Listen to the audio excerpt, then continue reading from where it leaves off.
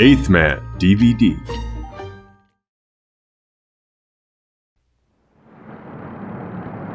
This is Beverly Hills. And here come the Beverly Hillbillies.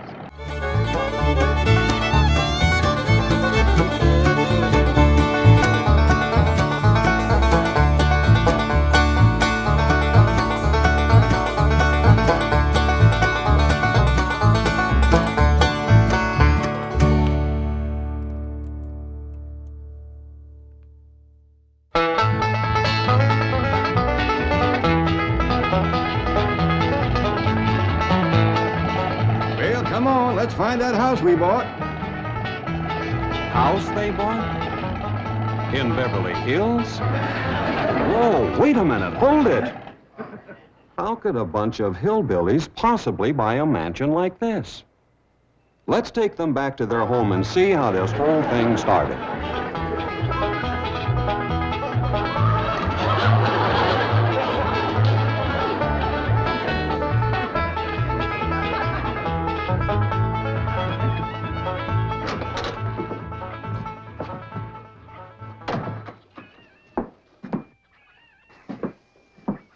Jed, you gotta do something about that young'un of yourn. How'd that happen? Fighting with a bobcat. Get hurt? I reckon so. It went limping off on 3 legs. I swear I don't know what I'm gonna do about that girl. Well, the first thing to do is to get her into a dress.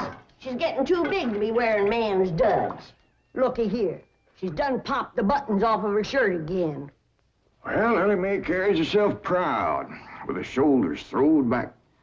It ain't her shoulders that's popping these buttons. Fully growed up, rounded out, female woman. Time she started acting like one. Well, one of these days, some boy will come along and start courting her. They came courting when she was 12. What did she do? She whopped the tar out of him. Well, it ain't fitting. Girl running around as wild as a cougar, wrestling, fighting, and hunting. She ought to be doing woman's work. Helping me with the steel. Yeah, well, I'll speak to her. Oh, that reminds me. Better go down and stomp out the fire under that mash. Hold on now, Granny. You ain't gonna stomp out no fire like that, are you? Huh? Oh, of course not. Don't want to burn my shoes. Pa? Granny, somebody open the door. Howdy, Pa. What you got there? Stranger? Where'd you get him? I beat him with a rock. Sure. He was skulking around down by the slough. Figured he might be a revenuer. He ain't no revenuer. Then can I keep him? Of course not. Well, I caught him. Don't matter. Well, he won't be no trouble. I could keep him out in the smokehouse. Elly May, you can't keep people like they were dogs and cats. Ooh. Ooh, ooh, ow, ooh, that hurts.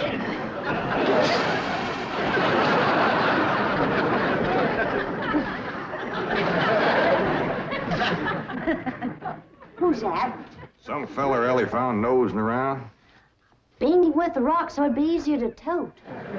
Here, fellas from the petroleum company. What's a petroleum? I don't know. He asked me if he could do some wildcatting down by the slough. I said, help yourself. We're glad to get rid of the critters. What'd he say? Just kind of laughed. But the laugh's on him. There ain't no wildcats down there at that slough. No, it's too full of oil. Oh, what happened? Where am I? This here is the Clampett place. I'm Jed Clampett, my young'un Elly May, and Granny. Granny says you've been doing some wildcatting. There's no need to. Mr. Clampett, that swamp of yours is full of oil. I could have told you that. Well, my company would like to pump it out. Yeah, I like that too, but I just can't afford to have it done. Oh, no, you don't understand. You see, you wouldn't have to pay for it. Oh, I don't take favors from strangers. No, Mr. Clampett, you see, you're a very rich man. How big a rock did you bean him with? No bigger than a hedge apple. Listen, I've got to call my office in Tulsa. Have you got a telephone? A what? A telephone? Well, maybe one of your neighbors has one. It's well, down in this country, it's probably a box attached to the wall. And, you talk into it, and they can hear you in Tulsa. Maybe you better sit down for a spell. No, I haven't time. Listen, where's the nearest airfield? Airfield? You know, Granny, that's one of them there fields sets up in the air. Oh, never mind. I'll find it myself. Listen, now don't you sell that swamp till you hear from me. I'm flying to Tulsa. Now he thinks he's got wings.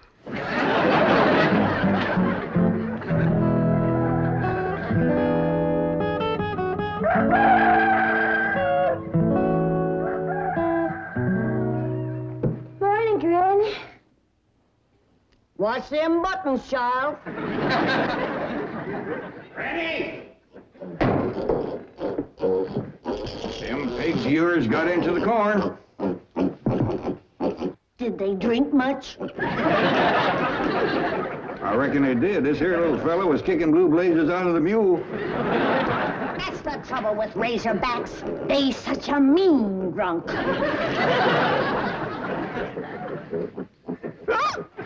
Yeah, this wouldn't happen if you'd stay in the house where you belong.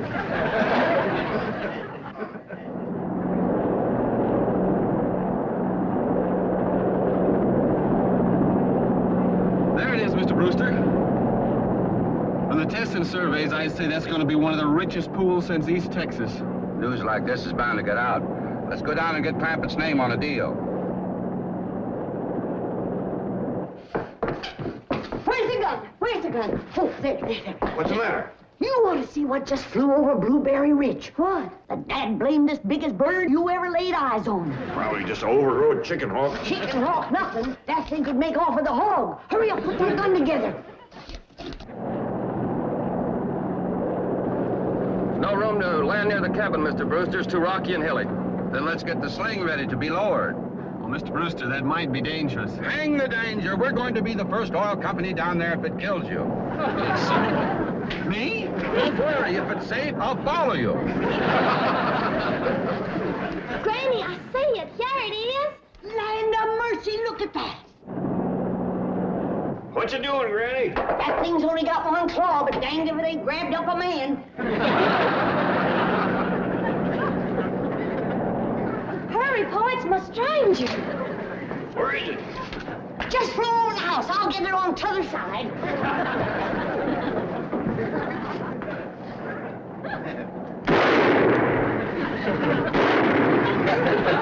You kill it, Granny?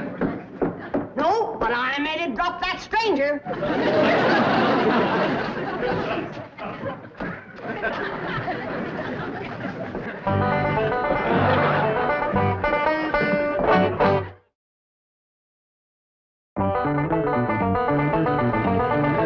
Jethro! Stop this thing! Granny! Granny! Yes, Jed? Granny, grab a hold of something and hang on. Cousin Pearl and that overgrown son of hers is headed right for the cabin in that old truck. Heaven protect us.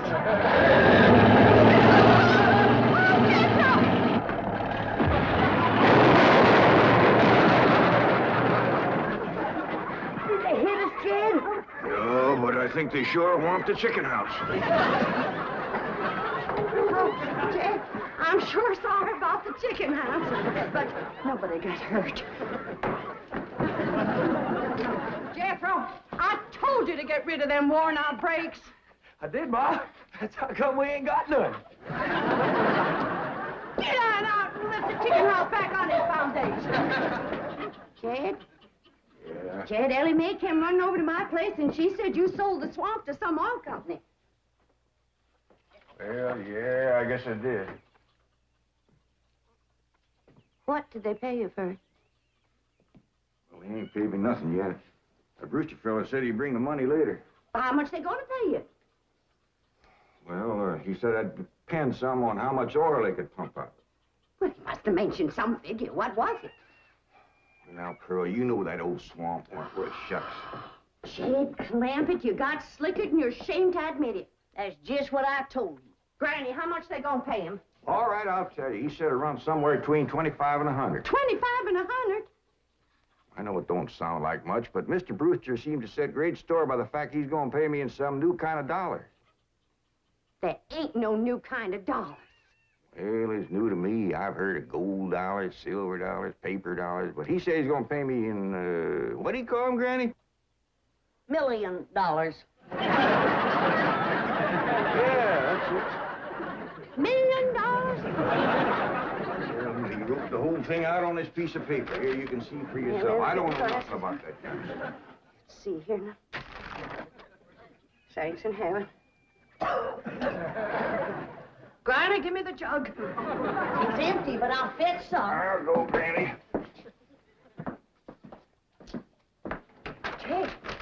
Jed, you're a millionaire. A millionaire. Yeah, that's what that Brewster fella kept calling me. I didn't know just how to take it. He meant you're rich. Me? The richest man in these hills. Maybe in the whole state. Oh, Jed, you can have anything you want. Do anything you want. Go any place you want. Yeah, that's another thing he kept saying. He said he reckoned I'd be moving away from here soon. What do you think, Pearl? You think I ought to move? Jed, how can you even ask? Look around you. You're 8 miles from your nearest neighbor. You're overrun with skunks, possums, coyotes, bobcats. You use kerosene lamps for light. You cook on a wood stove, summer and winter. You're drinking homemade moonshine, washing with homemade lye soap. And your bathroom is 50 feet from the house, and you ask, should you move? Yeah, I reckon you're right. Man, be a dang fool to leave all this.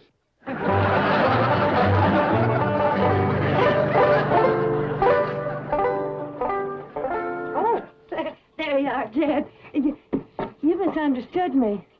I meant you should move away. And you know where I'd go if I was you? Where? California. California? Yes, sir. Beverly Hills, California. Jed, remember the time that your pa took us to Eureka Springs to see the movie picture? Yeah. Well, the actors that make them movie pictures live in Beverly Hills. Go on. Yes, sir. Well, doggies. Ain't that be something? Living in the same neck of the woods with old town me. It sure would. And we could come visit you. You know what else they say about California? What? It don't get cold out there. What don't get cold out there? Nothing don't get cold out there. They don't have no snow or no ice. Can't they bring some in? They don't want it. That's why'd be so good for Granny. Remember last winter when she slipped on the ice and broke her hip? Yeah, poor old woman. She was limping for 2 days. Well, that couldn't happen in California because they don't have no ice. How come? I don't know how come. But Granny'd sure like it, and we could visit you.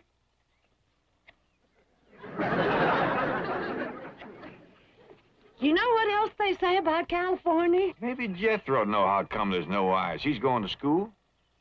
We could ask him. Jethro! Yeah, Ma. Come on over here. Speaking of school, Elly May could get herself a fine education out there in Beverly Hills. Yeah, Ma? Your rich uncle's got a question he'd like to ask you. What rich uncle, Ma? Your rich Uncle Jed. Jethro? How come there's no ice in California? Don't look at me. I didn't take it. You big dumb. Well, I didn't, Ma. Oh, get out of here. Well, you always... I didn't mean to. I was saying, Jed, folks claim California's got it all beat. Why, things grow twice as big out there. Jethro would be a whopper, wouldn't he? could help you move. He's awful handy at lifting and toting, and he could drive you out in my truck. I tell you what, Pearl. I'm gonna have to study on this. When that Brewster fella comes back, I'll ask him what he thinks. Well, your cousin is right about that, Mr. Clampett. Beverly Hills is a choice residential area, and lots of millionaires do settle there. Folks like me, huh? Well, millionaires. And movie stars, too. Oh, yes, yes. Is Tom Mix there? No, I'm afraid Mr. Mix is dead. Oh? Oh, yeah. What's the matter with me? Remember, Pearl, he got shot at the end of that picture. Well, there are plenty other movie stars, and that's where Jed wants to live. Ain't it, Jed? I do like the notion of living in the hills. Never could stand flat country. Mr. Clampett, I think it only fair. That is, well, I think you may have a wrong idea about Beverly Hills. Is that where you live? No, my home is in Tulsa. Well, say, maybe you could get us a place there in your neighborhood. Mr. Clampett, let's not beat around the bush. You will love Beverly Hills. Then that's it. Can you steer Jed onto a good place? No, I can get the bank out there to handle it for him. He'd like a nice big place with plenty of room for his kinfolk to visit him. I would like a nice, roomy place if I could afford it. Oh, Mr. Clampett, with your money, you can afford the Taj Mahal. Okay, I'll take it. Well, no, you see, I was just making a little joke. Oh, well, go right ahead. Well, you see, the Taj Mahal is in India.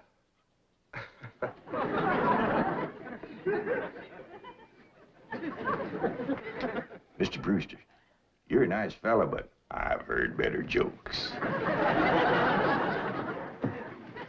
Is the foreigner staying to supper? I'm ashamed to say I ain't asked him. How about it? Oh, I don't think so. Oh, no trouble. What you cooking tonight, Granny? Mustard greens and possum innards. Mm-hmm. Did you hear that, Mr. Brewster? Very clearly. Want to change your mind? Not this time. Well, if you should happen to come back tomorrow, we'll be having leftovers. That's the thing about possum innards. He's just as good the second day.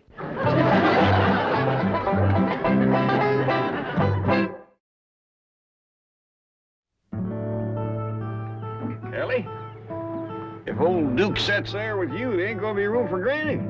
Oh, that's all right, Paul. Granny ain't going. Who says she ain't? She says she ain't. That's right, Uncle Jed. She's a sitting on the back porch in her rocker, and she says that's as close to California as you're gonna get her. We'll see about that. Dang if I ain't got me the muliest women folk. We ain't never gonna get there.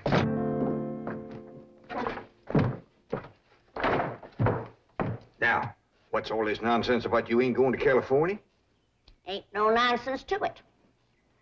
If the good Lord had wanted me in California, he'd have put me in California. Maybe he's just getting around to it. The book says he moves in mysterious ways. Well, if he moves me, I'll go.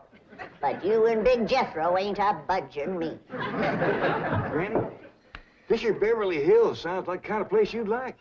That Brewster fella says they got smogs out there. What's a smog? Well, me and Jethro figured out that's a small hog. And you heard what Pearl said. It ain't got no snow out there. You could run your still the year round. Run it the year round here. Yeah, but walking down through the snow to the still always makes you feel so miserable. I might feel miserable walking down, but the way I feel's coming back makes up for it. Hey, damn it, Granny. We've been planning and talking about this trip for days. You never said you wouldn't go. Never said I wouldn't either. But that Brewster feller has bought us a house in them Beverly Hills. He sent our $25 million to the bank out there. Well, you just chase on out after it. I'm staying right here. And I ain't afeared neither. Granny, I ain't leaving you here alone. And I ain't a budging out of this rocker.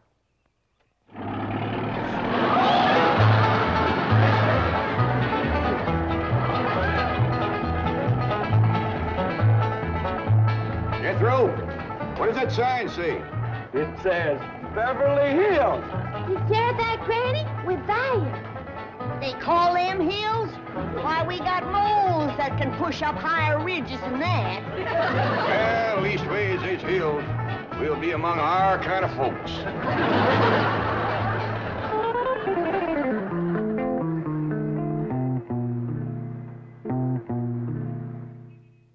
This deposit of $25 million to the account of J.D. Clampett. J.D.? As in Rockefeller. Elevates us to third position in capital assets and assures our bank of... Come in. Oh, I'm sorry to interrupt, Mr. Drysdale. All right, Taylor. Well, are we all set to give the Clampetts a red carpet reception? Well, I'm afraid Mrs. Drysdale still isn't too happy, sir. Yes, I know. Oh, my wife is very upset that I got the estate next to ours for the Clampetts. Says I don't even know what kind of people they are. Do you? I know to the dollar what kind of people they are. They're my kind of people. Loaded. Taylor, have the gardeners got the grounds in order? Yes, sir. But I'm afraid that's another thing your wife is upset about. Oh? Well, you see, your gardeners have been working on their lawn all week. Why, they've mowed it, trimmed it, fed it, clipped it. I don't care if they lather it and shave it. This is the most beautiful mansion in Beverly Hills. I want every square inch of ground within those walls in apple pie... Yes? Oh, hello, Margaret. No, dear, I'm very What? Oh, good heavens, did you call the police? I'll be right there. What happened? The Clampett estate is being invaded by a band of outlaws. Invaded? Yes, they're holding the gardeners at gunpoint.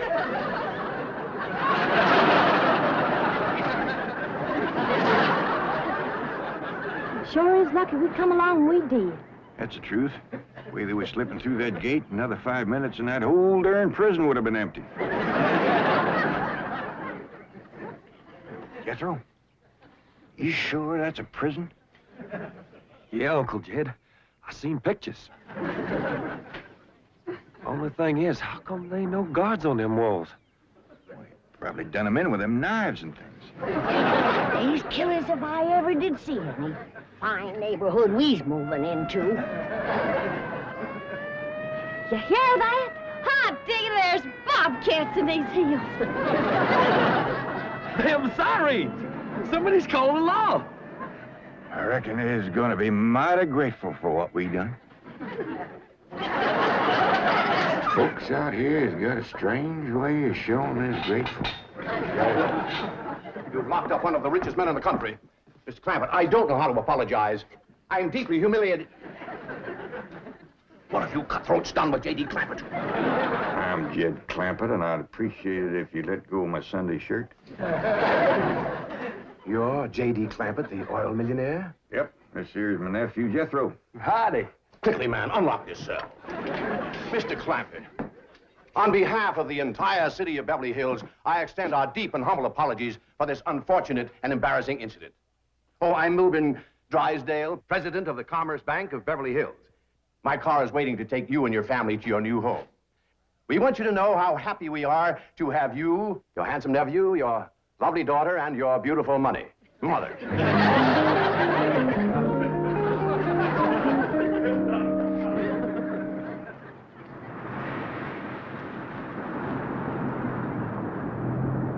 Wait a minute!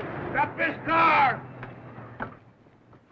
Mr. Drysdale, you tricked us. You just took us out of jail so you could bring us back up here to prison. Head for the hills, everybody! No, wait! Come back! It's not a prison, it's your home! Now, wait! Mr. Clampett, listen to me! Wait! Come back! Friendly!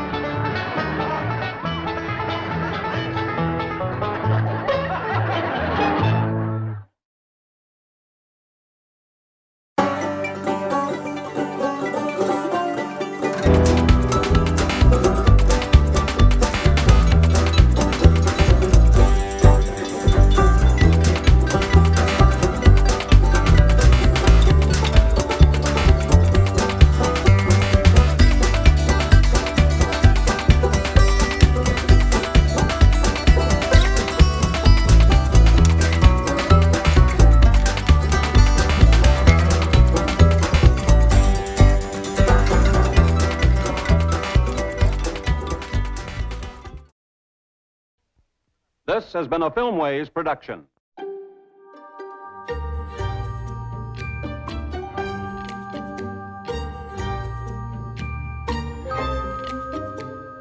Eighth Man DVD.